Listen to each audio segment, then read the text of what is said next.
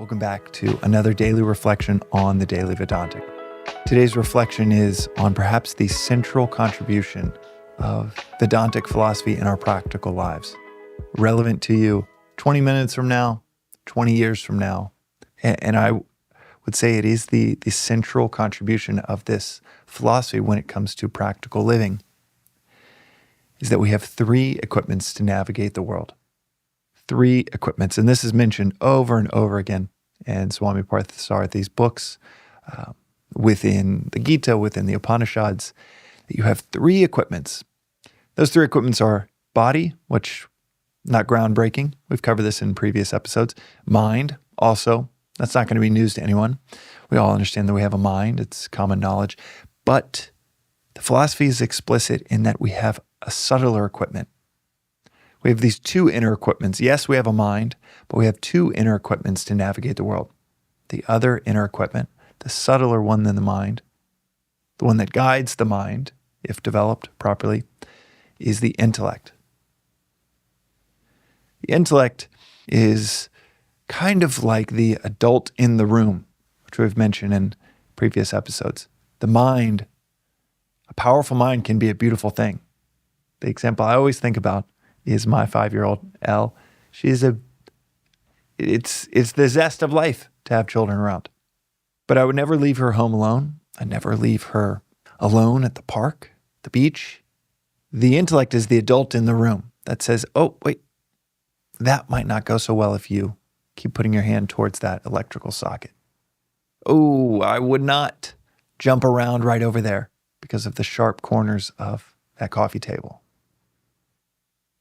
The mind, and this is the classic example, is like a river, a flowing river. And the reason that it's worth repeating this a handful of times is because, as Swamiji will say often, it takes years sometimes for the penny to drop.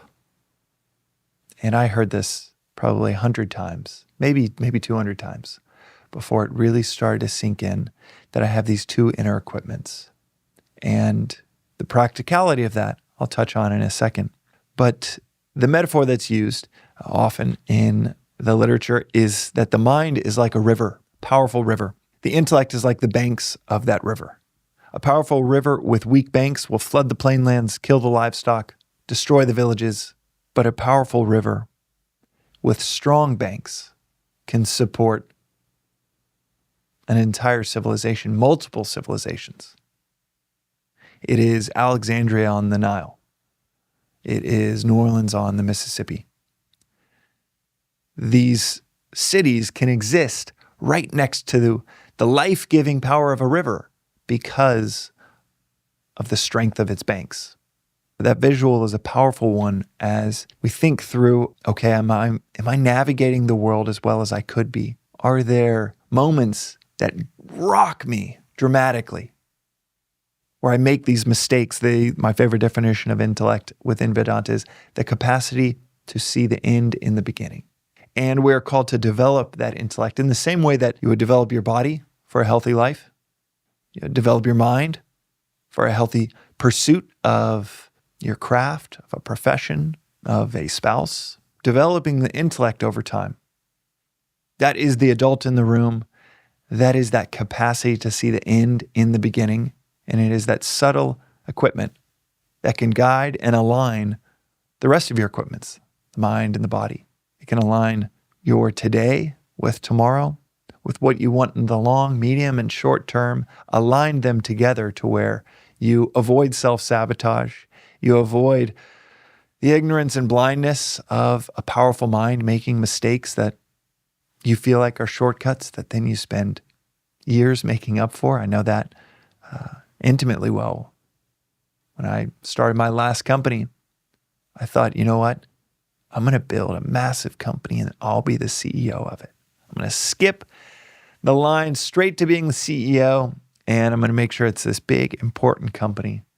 And I'll be the CEO of this big, important company. Therefore, I'll be a big, important CEO. I thought it was a shortcut to freedom. And oh my God, was it a shortcut to the ER, quite literally. Went to the ER with a heart condition, over stress. excess stress. I was drinking 6 to 7 cups of coffee a day to get through it because I was just so depleted. And my capacity to see the end in the beginning, I thought it was a shortcut, but I had no visibility into what I was getting myself into. My favorite surfer in the world, Koa Rothman, I may have shared this story before, but I asked him in this room, a few feet away, I asked him what is something that Koa now, he's about 30, knows that Koa at 15 had no idea about when it comes to surfing big waves. And without skipping a beat, he said, wave selection. That's the biggest thing that I've learned over the last 15 years. 15 years ago, I would have gone in any wave, 5 different waves, looked like they could have been good ones. Now I might wait an hour for the right one. I might wait 2 or 3 hours. If the wave is really big, really consequential, I might wait 4 hours for the right wave. That is the capacity to see the end in the beginning.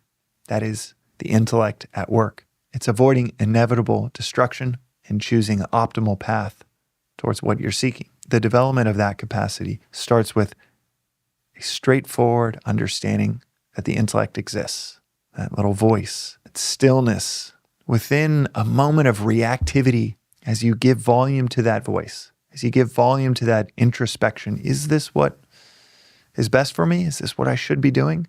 As you give volume and weight to that inner equipment, you develop the intellect and you develop the life that you really want. That's today's reflection on the Daily Vedantic. We'll see you tomorrow. Thanks for listening to the Daily Vedantic. This reflection is part of a free repeating 2-year course in Advaita Vedanta. Rooted in the timeless wisdom of the Upanishads, arguably the oldest philosophical texts on earth, you can begin with episode 1, which gives the 15-minute overview of the whole philosophy of Vedanta, or you can join the journey with any episode at any point. But the critical aspect of this course, of understanding and mastering anything, is to study and reflect, even for 10 to 15 minutes on the timeless each day, preferably at the start of your day.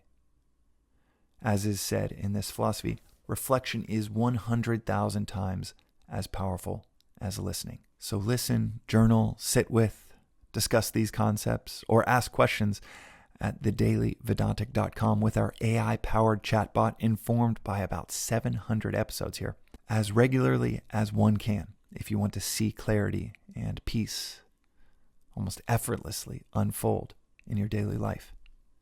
And if it doesn't result in a near immediate increase in clarity and peace, then toss aside and feel free to never listen again. One of the things that you might notice is after 7 or 8 days in a row, this doesn't feel like a discipline. This feels like a visit with a best friend to dive into the timeless with daily reflection. Within a few days, it becomes one of your favorite parts of the day. You can also find out more, including news about in-person events in Los Angeles and beyond, at The Daily Vedantic on Instagram or through our weekly newsletter at thedailyvedantic.com. Additionally, check out the links in our show notes for more resources like the books that are mentioned most frequently in the episodes, including Vedanta Treatise, perhaps the simplest and most straightforward read on this philosophy I've ever come across. Until next time, and from the entire team that works on the Daily Vedantic project, thanks for listening.